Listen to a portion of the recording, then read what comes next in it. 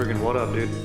Strider Wilson, and I'm the host of this podcast that's mine. It's gonna be called History is Dank. History is Dank with Strider Wilson.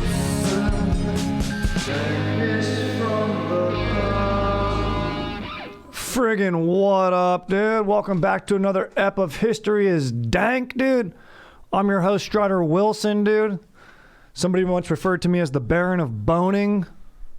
It's very nice of them to say such a thing. Very, very nice of them to say.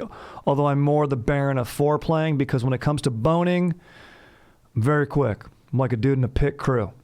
Get that car back out, you know what I'm saying? So I really have a love-making arsenal. But then we've got the legend, the beast on the sticks, Stickmaster himself, dude. Aaron, dude, what up? What up? Dude, I'm just freaking chilling right now, dude. The weather's feeling nice. I got my shorts on, dude. I'm ready to rock and roll, dude. I'm cruising around, dude. I've housed, just absolutely housed 2 iced Americanos today. I'm fired up, bro. I am fired up right now. I'm ready to hang out. Dude, if anybody texts me right now, down. I'm not even going to read the text. I'm just going to say down. Then I'm responding. It's like, this is your dentist, dude. We need to get you back on the board. And I go, down. I'm down, dude. Let's go. Walter, I'm going to hit you up. He's like, it's past business hours. I'm like, fuck, dude. Guess what? It's happy hours right now. And I'm down. I just realized I'm down for shit. You know what I mean, dude? I'm always ready. You know, I'm always ready to rock. Dude, I said this. I sleep with my shoes, dude. If I could sleep standing up, I would, dude. You know, I kind of wish I had that narcolepsy thing going on, dude. Speaking of lack of sleep, I watched, I actually probably don't like that. I love snoozing long hours, dude. I love snoozing long hours, dude. I rewatched Insomnia. Well, Chris Nolan, my boy Pacino, Hilary Dank. Yep. Do you I restored that movie for Blu-ray. You did? Yep.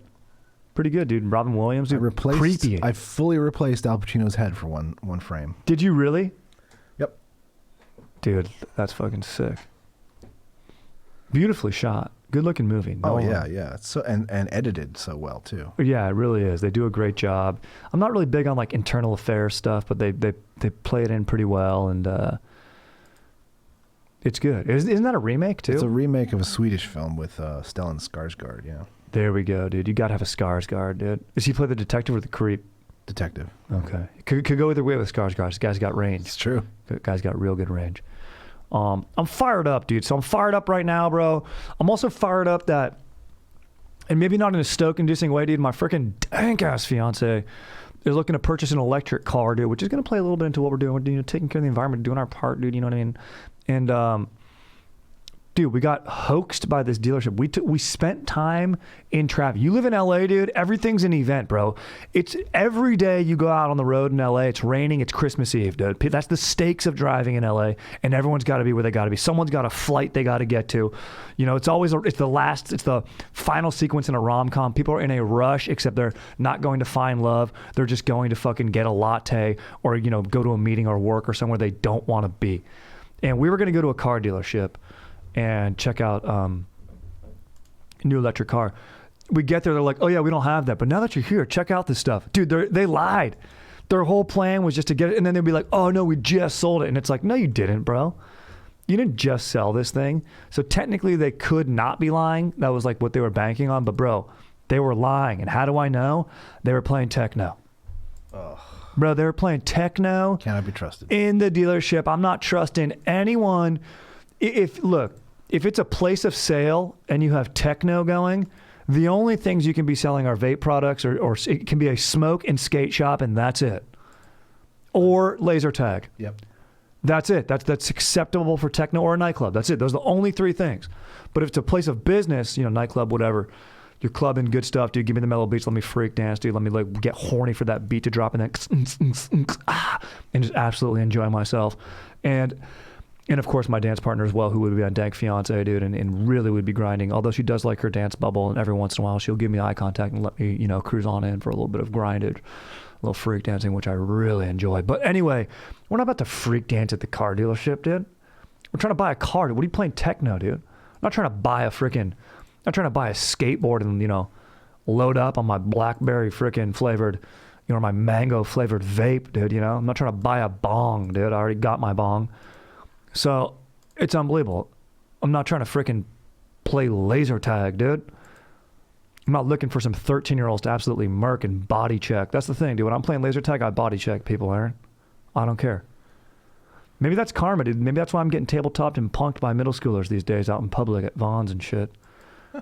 Maybe that's why, because I do body check them when we're playing laser tag. But you got to be ready, dude. They say no running, I run. I absolutely run. And I love techno when I'm playing laser tag. I need techno. In fact, if I don't have it, I'll put headphones on and play my own techno. A little Sandstorm, a little Pro Nails. Let's go. But at the car dealership, Mortal Kombat theme song. Oh, dude, finish it! Yeah, dude. But these guys got slick back hair. They all are, you know, just we bailed immediately. We said we're never coming back, dude. Disrespect us, dude. Yeah. And the techno beats were kind of sick, though. I'm not gonna lie, it was actually kind of sick. I wish I had a glow stick. I'm not gonna lie, I do wish I had a glow stick, dude. And maybe I'd be stoked on that techno, dude. If they had the car and we took a good, you know, test drive, which is what we wanted to do, then maybe I'll put techno on during the test drive, not the dealership, dude. I'm not gonna trust you, dude. You imagine going to the dentist, they play techno? There's just some businesses you don't do it at. Car dealerships won't. Car dealership should have no music. Yeah, because if you're at the dentist and your neck starts moving to the techno while they're working on your teeth, yeah, that's gonna be problems. You're a goner. It's gonna be problems. Yeah. Cut your head clean off. And you know, yeah, that's so true. Yeah, your head might totally get severed. And I don't have dental insurance. And I could get fucked. That wouldn't even be covered. Was decapitation, is that covered, dude? Freaking decapitate me while trying to put a freaking cap on my crown, dude? Pfft, get out of town, bro. Did I talked about all the jaw pain I've been having, right? You did. At least off air. Yeah, you told me, yeah. Yeah, turned out. Let us know. Turned out, needed a root canal. Bummer, dude. All gone. Pain's all gone. Are you feeling better? Money's all gone, too. Oh, yeah, no joke, dude. Dentist, no joke. They'll sell you. And this dentist is my friend.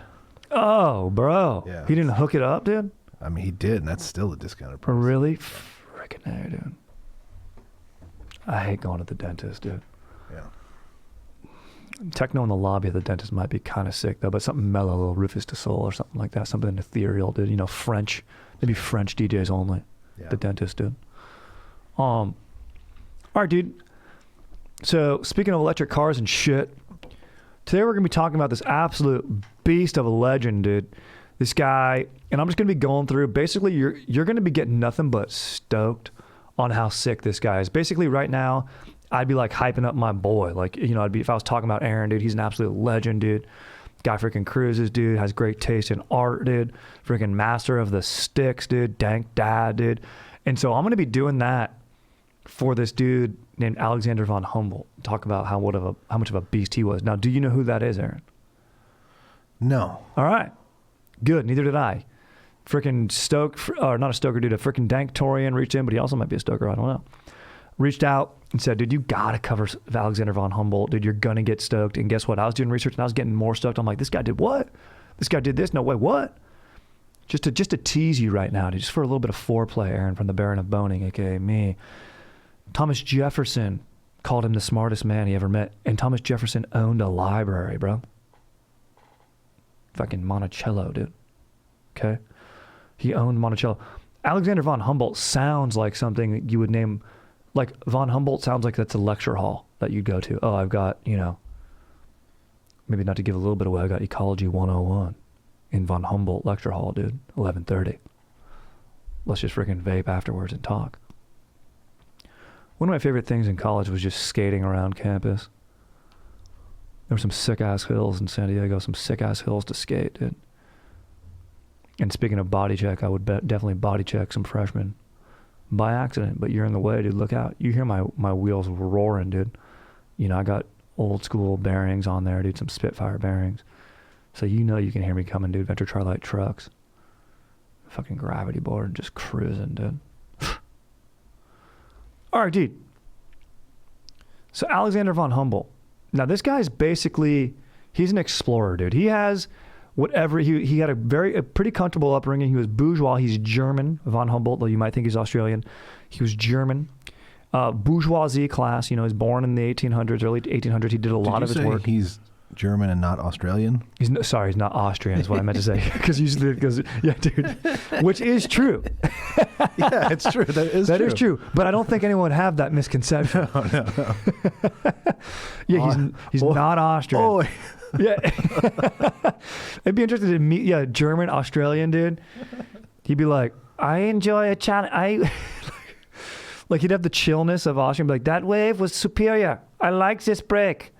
I like this perfect A-frame break. Let's go shred it up. What do you say? That surfing experience was good. I enjoyed it. Oh, the weather today is triumphant. Let us go relax, drink Victoria beer, and chill. It's my Australian German dude. After we go surfing, it'd be very, very efficient if we went and had breakfast burritos. Shall we have brekkie? We shall go surfing for approximately 35 to 1 hour, depending on amount of fun being had, and then have brekkie. And we will do it for the state. Dude, so von Humboldt's a fucking beast, bro. He's cruising around doing the peak of his work, 1820s, 1850s. And he becomes a widely beloved figure all over Europe, and especially in America, and we'll get into why, even though he's a French dude, not Australian, not Austrian. German. Fucking straight up German, dude. And he's a beast. His dad dies at a young age, but he grew up pretty wealthy, and he's got what all, basically, look, I was born in Orange County, dude. I should be doing real estate. I've got a lanky ass 6'3" frame. What am I doing? Not selling people homes. And basically it's because I love attention. I love the travel. And guess what? What was von Humboldt doing? Not working in government. What was he doing? Not owning stuff or having his own business, because he was born bourgeoisie, which is a French term, but just means middle class. It means like working class, but upper middle class in Germany. And he goes, dude, look, I got some freaking funds, dude. My dad got murked. I don't have to go into the family biz. My mom's chill. And I fucking want to go explore, dude. I want to, and his mom paid for him to be educated. He was educated at a few different universities, and he basically, he's working in Germany, and he's out like helping this botanist, and he's like documenting certain leaves and flowers, and he goes, dude, you know what, bro? Or no, he's working in geology, dude. This is in 1797. And he's helping the German Ministry of Mines. So he's working for the state. And he just goes, you know what, bro? This is sick. I love being out, and I love documenting these rocks and finding out about geological eras and shit. But I think there's more to this world, and I want to go see it. And I'm going to go do it. And he wrote in his journal, he had a desire for danger, and he wanted to be at sea, and a desire for adventure. And this was on June 5th of 1799, and accompanied by his colleague, this botanist, that's where it comes in, Amy Bonpland. They go on this expedition to South America, and he does a lot of his work in South America and the Caribbean, and he ends up beasting a lot of shit, and I'll get into that. And he's also a cartographer and helps make maps, and that's how he met Jefferson and stuff. And he'd like advise people on, like, he'd advise the president and be like, well, I think it's smart to purchase here because I've been to those lands and the soil is rich here and it might be better for you economically, and also the population here is this and whatever. So he basically goes on this trip, and when I was first doing research, I was like, dude, I wonder if him and Ami Bonpland do a little boning on this trip and some documenting, but he was never married, so that doesn't mean they didn't bone, and it doesn't really talk about his sex life. And the whole time I was like, I just got a sense from him of what a beast he was and how smart he was and how he could grasp stuff, that he had to have a fat hog. You know what I mean? Like, there's just no way a dude who would go, and dude, he's going out camping. Dude, he's in Ecuador, bro. He's in Colombia. He's in Peru. He's cruising along the Orinoco River, dude, which is Orinoco flow, which is a little bit of that dank ass artist Enya, yep, which would actually be okay, maybe for a car dealership. If you're going to play any sort of anything related to techno, Enya would be okay. Yeah, that's Dennis Office. That right? Correct. Enya is Dennis Office, techno, Orinoco flow. That's good. And so, dude, he, over the course of his adult life, he developed a revolutionary theory that all aspects of the planet, from the outer atmosphere to the bottom of the oceans, were interconnected. And it's a theory that he called unity of nature, which when I talked to my uncle about that, he says, according to him, that makes von Humboldt a pussy. And I'm like, dude, first of all, you shouldn't be saying that. Okay? And I'm like, that's whack, bro. Humboldt's a beast, and he's not a, quote, P-U-S-S-Y, which is a body part that takes some, like, imagine von Humboldt's fat hog or Joe's fat hog. Like, dude, that's a body part that creates life. Can take, not from me, but can take poundings, and legit ones. For me, you know, petite, you know, the petite filet, but just straight up enjoyings, you know? So all I'm saying, dude, you know, middle schoolers are saying it, my uncle's saying it. I'm on a mission to end it, you know? You just got to call people stupid bitches instead. It's great. The double stupid, dude. My boy Greg invented that, dude. When we all lost him in fantasy, he said, you stupid bitches thought you could win. Mm-hmm. And it was one of the most intelligent takedowns I've ever heard in my life. And I think von Humboldt would agree, because he's an intelligent ass man. And he was not soft, bro, because that's what my uncle means by that. And he was not wrong. You know, there is interconnection. There is in von Humboldt's research, and why I'm so stoked on it now is it's very prevalent today. And I'm not going to go ahead and connect those dots. I want to try to Dan Carlin it as I go through this, because what I love about my boy Carlin is when he's talking about something historical, us as the listeners, dude, you can connect the dots yourself, dude, and see how it's still relevant, dude. So he's out camping and shit, dude, cruising when there's no electricity. Dude, I can't camp, bro. Aaron, do you camp? Nah. No, bro, he's in the jungle, dude. They got spiders bigger than my hand, dude, and that's just their abdomens. That's not even including their freaking legs, bro. They got ticks and bug bites. He does almost, dude, he's going river rafting. That's one of the sickest things to do with your bros. He's river rafting and gaining knowledge, dude. Dude, he's basically on a bachelor party all the time. So sick, dude. So, dude, he gets stung by an electric eel, bro. Wow. Yeah. Think about that. It's the only electricity he had out there was from a freaking eel when he got freaking stung by it. So the dude's a beast, dude. And this is from him. And I already mentioned he was bored with his work, but what's his purpose, dude? He's not just cruising out there, downing beers, getting stung by eels, and just chilling on rivers, dude. Which he is doing, all that stuff. But he says, I'm going to press with my work, the work of my life. The mad fancy has seized me. And dude, you know what? Maybe I need to Carl on this a little bit more, dude. And then, also, dude, fuck you, Uncle Fred, dude. I just want to throw that out there. Uncle Fred, you're a bitch. Okay? And so here's what von Humboldt would say back to Uncle Fred. Oh, you don't believe in interconnected? He'd say with this, dude. A quote, von Humboldt. I'm going to press with my work, the work of my life, the mad fancy that has seized me of representing in a single work the whole material world, all that is known to us of the phenomena of heavenly space and terrestrial life, from the nebulae of the stars to the geographical distribution of Moses, I'm saying that wrong, on granite rocks. In a work in which a lively style shall at once interest and charm. Each great work and important principle, wherever it appears to lurk, is to be mentioned in connection with facts. My title as present is Cosmos, outlines of a description of the physical world. I know that cosmos is very grand and not without a certain tinge of affectation, but the little contains a striking world, meaning both heaven and earth. Excuse me. But the title contains a striking word, meaning both heaven and earth. I didn't exactly drill that Carlin style, but Carlin probably does more takes. And I just, I fire from the hip. I shoot first. I ask questions later. But I love what von Humboldt does here. He was a prolific writer. So he believed, to write, first you must live. And you write from where you stand. He stood everywhere. He's cruising around, dude. He's gaining all this knowledge, and he wants dissemination of it, dude. And he wants people to learn. So honestly, bro, this dude's the man, dude. And I don't know what made him nut, but I do know that probably finding out new facts made him pop boners, and then spreading those facts is probably when he busted nuts. And I think that's legit. And I got freaking straight up stoked, dude.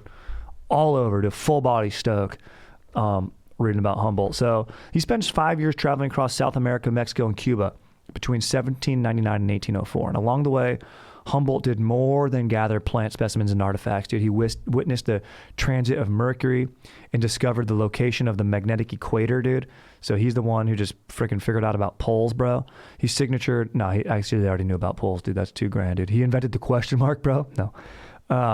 But he understood that where he was in the environment, he'd have to recalibrate his equipment to make more accurate readings. And this is why his map making were the most accurate. He was using old maps and he's like, oh no, these lines of longitude are better here and everything.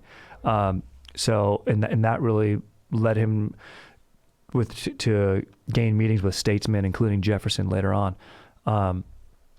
He literally shapes the American geopolitics, dude. He's a lifelong abolitionist, which is super chill. You always think about that. You're dealing with a dude from the 1790s, living in the 1820s. You got to think, dude, this guy's probably racist. That's how it always goes. But nope. He was an abolitionist. He supported John C. Fremont's 1856 presidential campaign. That was before your boy Lincoln, dude. Who was the president before Lincoln, Aaron? That's a good fact to know. Who helped everything all go to shit? It wasn't McKinley or Monroe, was it? The Monroe Doctrine?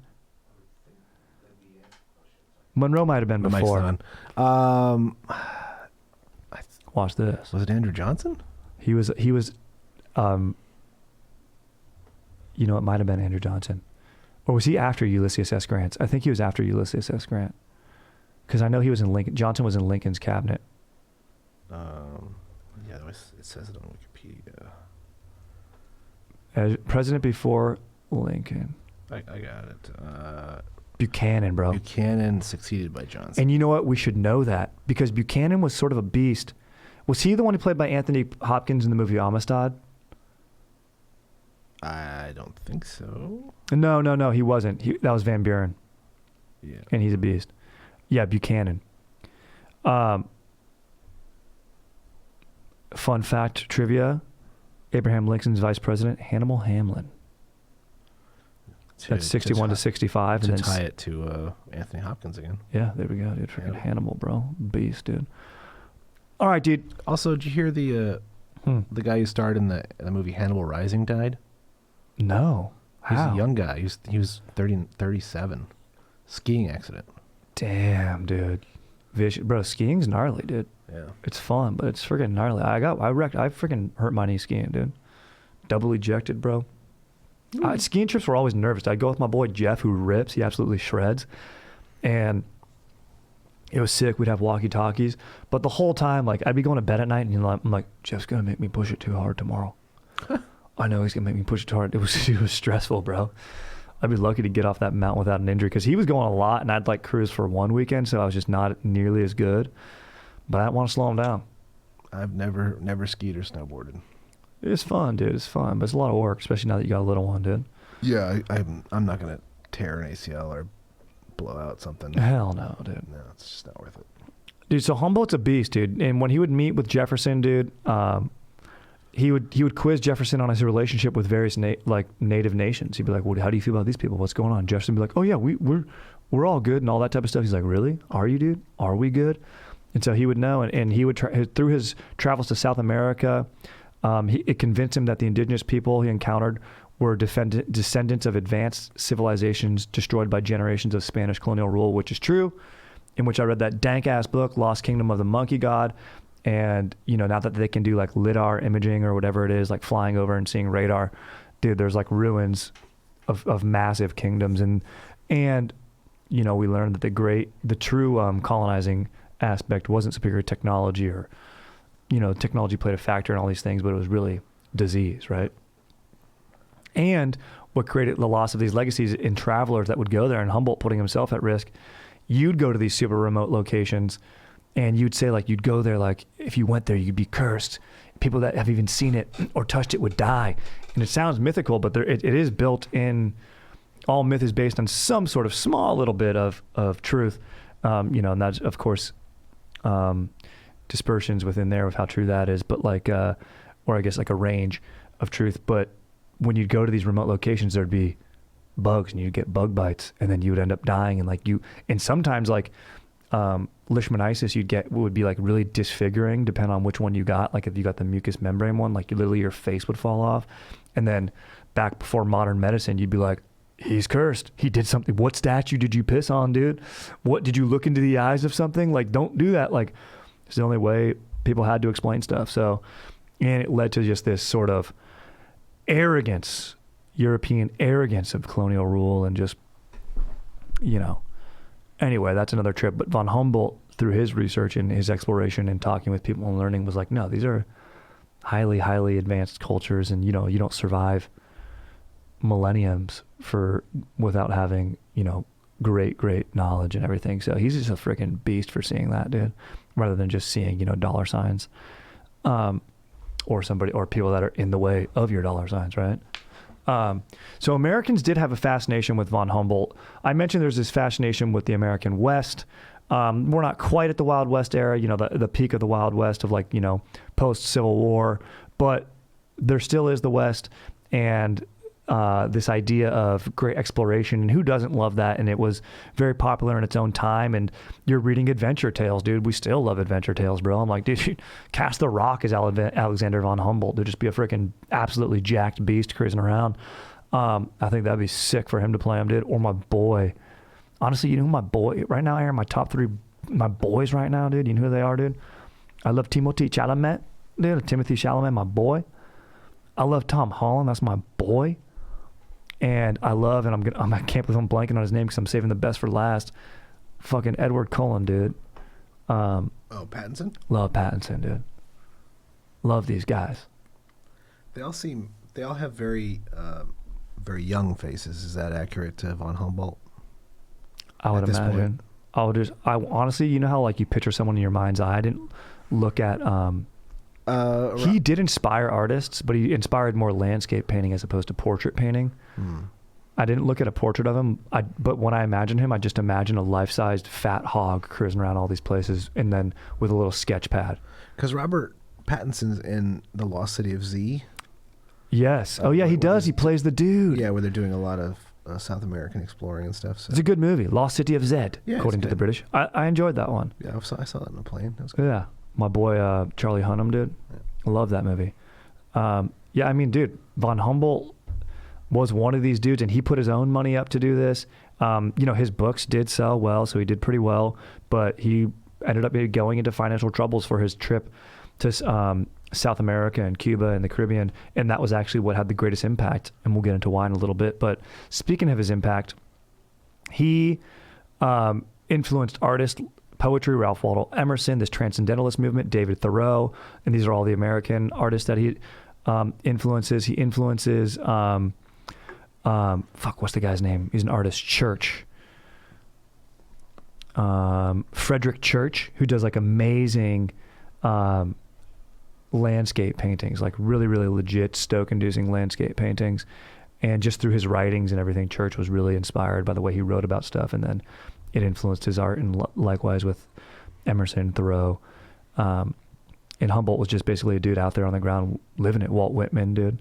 And then this idea of cosmos and interconnectivity, that's sort of what their art is all about. But they're, of course, going a step further with the soul of humans. But I think that is very true. Don't you get stoked when you go out and see? We just did the Dank off. What would get you most stoked? The Northern Lights, according to me and Aaron. You go on a hike, you bring your dog, dude, you post up, maybe you smoke a fatty, dude, out there, dude, and you just think your own thoughts and you get fired up on it, dude. So, rather than spending all day inside, although gaming is sick. Honestly, dude, if you could have a gaming experience, like one of those bubbles like you talked about, seeing the Great Barrier Reef, people kind of have writing escapes like that. I think Christopher Nolan, speaking of the devil, does have one where it's a open light library where he does his writing in. And that I imagine a place like my boy Oscar Isaacs has in Ex Machina.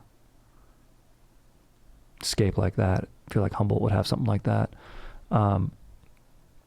So, speaking more about Humboldt, he inspires, and I think he donated a little bit, but the dude, you might know this name, James Smithsonian, he inspired Smithsonian so much that he leaves his fortune to create an institution in Washington, D.C., of course, known as the Smithsonian. And I get a lot of research from there and there. It's one of the coolest things to go see. If you go to D.C., you can go over a course of a few days and just really take that in. That's how I know I'm an adult, dude, where I like museums now. I really, one of my favorite things to do is to cruise around a Bass Pro Shop and just ask questions, drinking a scalding hot coffee about stuff I don't even know about or how to use. A museum and especially like a natural history museum and Smithsonian's all sort of things, aeronautical, everything, dude. You just go around and you're just like, dude, connects you to being a human. You see where people are, what they've done, where they're from. It's stuff from all over the world. They've got dank ass exhibits, and you just sip a coffee, dude. And then there's Boy Scouts there, and you just go, get the fuck out of the way, dude. You guys smell bad, dude. I remember that. I went there and I was like, dude, all these Boy Scouts, because they'd camp, but like, dude, this is horrendous, bro. So don't go there in August when the Boy Scouts are there. Steer clear, dude. Speaking of which, my niece is now a Girl Scout, dude, so buy some cooks, dude. Aaron, favorite Girl Scout cookie? Go. Tagalongs. Agreed. Chocolate, peanut butter. Agreed. Crunchy. Agreed. I love it. You know my fiance? You know what she likes? The lemon ones, bro. Oh, wow. What, dude? What, dude? Look, we're learning. There's been a few instances where it's like, is she a serial killer? Oh, 100%. She likes vanilla. Dude, and she separates her food. You're right, bro. You're right. You know, we did the, just to peel back the curtain a little bit here, we did one of those personality tests. What are those called? Not Myers-Briggs. I want to say Myers-Briggs, but that's the, I think those are like mousetrap type things. No, I think that's right. I think Myers-Briggs. Is it Myers-Briggs? Right. Okay. Oh yeah, Rube Goldberg is the mousetrap one. Myers-Briggs. I was gonna say Higgs boson, but that's the God particle, dude. Yeah, the Higgs, dude. Her personality type is like one of the rarest. It's like only 2% of the population has it. Sometimes those tests are mood based, though. I don't really always believe them, but they can probably ballpark you. So I want to say he had this lasting effect. Through his travels, not only did he affect geopolitics and the American government, he inspired artists, he inspired great thinkers, he inspired academics, and he therefore inspired a rich dude to lead, Mr. Smithsonian dude. I called him Mr. because I forgot his first name was James, dude. And just like really respect his ass, dude. And to create an institution. And what was his goal that I read in the beginning was this dissemination of knowledge. And that's why he created his book Cosmos, which I do want to read. He spelled it with a K, and that's tight. And which is probably the German spelling, not the Australian spelling. And he literally, to this day, is still inspiring people. But what he's most known for is he learns and discovers and coins ecosystems. When he's in South America, he is studying this lake, I think in Ecuador, and he like looked at this runoff from like a nearby mining thing that was going on and compared to like a very similar weather pattern, because he was studying weather patterns. And he goes, oh, this is a very similar lake to here, and he understood. And in fact, now I'm kind of like rambling a little bit, but there's a Humboldt current in the Pacific Ocean, and he was the one who discovered that current. And he's like, this is huge, and it's named after him. And it's not a library, dude, although you could probably read a book and post up there and float. And he's like, this was part of his interconnection theory. He's like, this is something way up north towards Alaska, and it affects ecosystems, that current, and all the whales and everybody migrating below the ecosystem way down here towards South America. And people are like, what? And so this is like one of his, concrete details of his theory of interconnectivity that would piss off my Uncle Fred, where he'd go, no, it's snowing here, dude. How can it be warm? How can Earth be warm if it's, are you wearing your hoodie today, bro? Yeah. You know what I mean? And it's like, hey, dumb fuck. There are different ecosystems that experience shifts in weather patterns in different ways, bro. Read some Humboldt. Go read Cosmos, dude.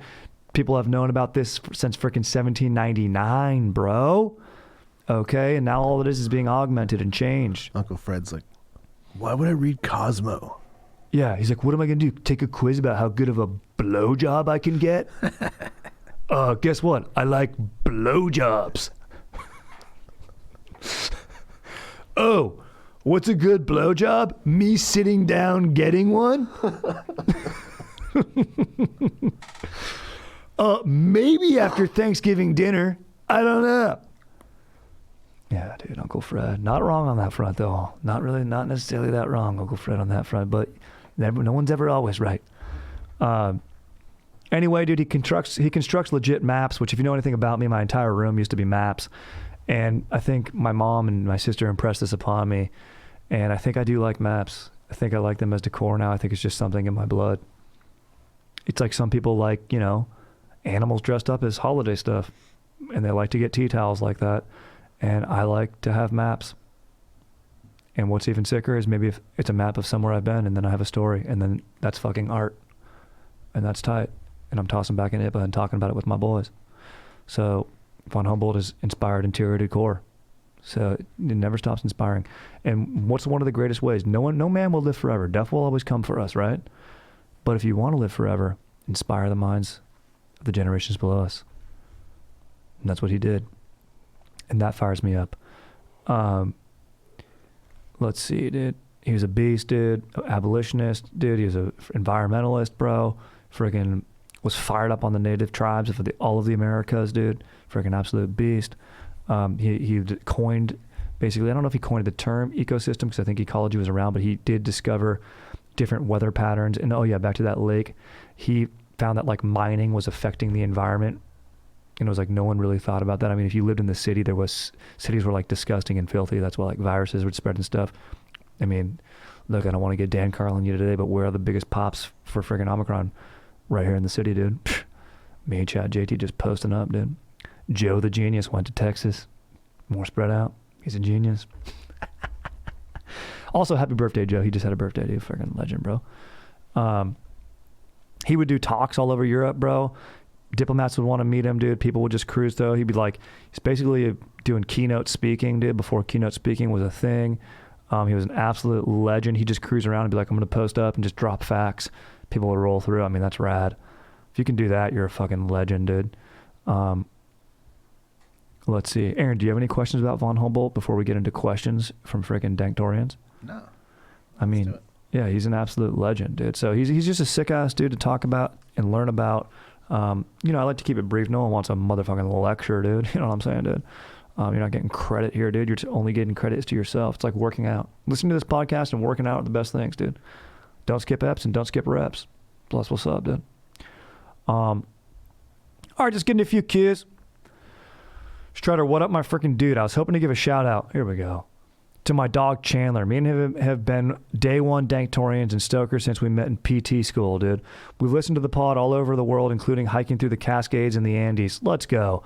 And I listened to it before going to class every day, which I believed helped us become the doctors of physical therapy we are today. Bro, it's amazing, dude. I was just talking about this. I believe helped us become the doctors we are today. We're hoping to spread some Stoke and some Dank knowledge in Chile and Argentina later this year too. Anyway, just wanted to give my dude a shout out for being an absolute legend, for starting his own physical therapy clinic. Also, who do you think are the most Dank duos in history? All right, late, bro. This is a great call, dude. You guys are some Dank duos, dude. Absolute legend, dude. Let's see. I mean, Lewis and Clark. Von Humboldt inspired Lewis and Clark. There you go. He informed them, right? He met with Jefferson. Jefferson then commissioned Lewis and Clark to go explore the West, because he's like, we need to go figure out what's out there, map it, get it, because he's like, von Humboldt's doing he's doing invaluable shit for humanity. Let's go do this and figure it out. You know, obviously he was thinking from a political angle and stuff. And, but still, friggin' Oregon Trail style we did a whole ep on the Oregon Trail. Oregon Trail doesn't happen if we don't have von Humboldt. Yeah. The Wright brothers. Yeah, Wright brothers. There we go. Sklar brothers. Sklar brothers. Very nice. Yeah. Mostly brothers. Let's see. Who's like that old Nichols and May? The Second City people are pretty legit. Yep. Making people laugh. The Blues brothers. Jake and Elwood Blues, if we're talking characters. Stiller and Mira. Ben Stiller's dad and his mom. Oh, yeah, they're amazing. I love them. Who else is a beast, dude? Who like ruled together and stuff? I mean, there's a movie. Mark Antony, Cleopatra. Desi Arnaz and Lucille Ball. Yeah, actually, I want to go see that movie. Pretty dank duo. My boy Javier Bardem. Yep. Lucille Ball on camera very funny, but off camera very serious. Very, very serious. Red hair, it's like very fiery personality on camera, but off very, very drab, condescending to me. Actually, the opposite. I think like she divorced him right after they finished their show, didn't they?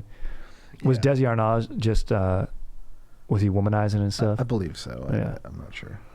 I haven't seen the movie. I haven't seen it either. Looks too weird in it to me.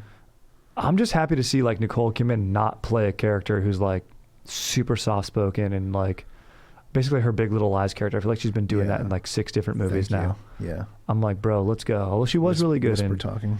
Yeah, too much whisper talking going on, dude. I'm like, dude, no one's. It's just it's you and one other person in a scene. You guys are outside. You can use your outside voice. Very frustrating, dude. Speaking of Australian though, she's a legit legend, dude. Let's see. Yeah, dude. So I love a shout out like that. Love Dank duos of history. Maybe we got to do a Dank off. Maybe I got to do a Dank duos of history ep, dude. Wright Brothers is up there. I love flight, love aviation. Okay, let's see here. I'm a long-time listener of the pod. This might be a long one in advance. Sorry. I'm from England, and we live in a little town called Stoke. Seriously. Oh, yeah, dude. I know there's a Stoke football club. Stoke City. I am now 2 years out of university, and as a result, my friends and I are scattered around the country. As we've been in this pandemic and we're technically adults, we all work and have busy lives, so struggle to see each other. As a result, one of my friends in particular has suffered a lot with his mental health and has had some dark days.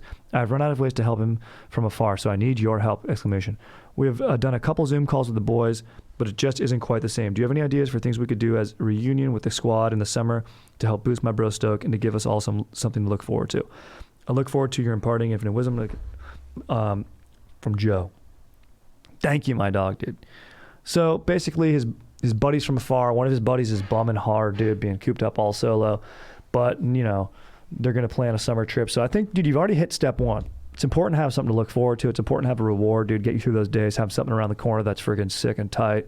And kicking it with the bros is, I mean, I can't really think of anything much more other than a nice getaway with my dank-ass fiance.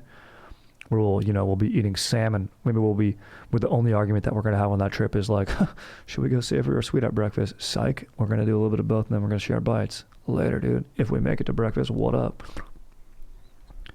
So on your boys trip, I mean, dude, I'm talking about nature right now, and Von Humboldt's got nature on my dome. I mean, I don't know, it sounds, you're from England, so you're not going to cruise to Tahoe, dude. But I would say this, dude. You gotta fucking cruise to Tahoe, dude. You're not gonna cruise to Tahoe, dude. You guys got a road trip to Tahoe like me and my boys do from England, dude. I mean, honestly, a road trip's sick. I mean, dude, maybe you guys do a little, just go to Amsterdam, get yourself some hookers, and have some fun, dude. You know, get a nice body high, dude, and then treat your rig right, dude, in the red light district, dude. No, I'm kidding. Here's the thought I pull had. an Uncle Frank. Go get a BJ. Yeah, what up? Here's the thought I had.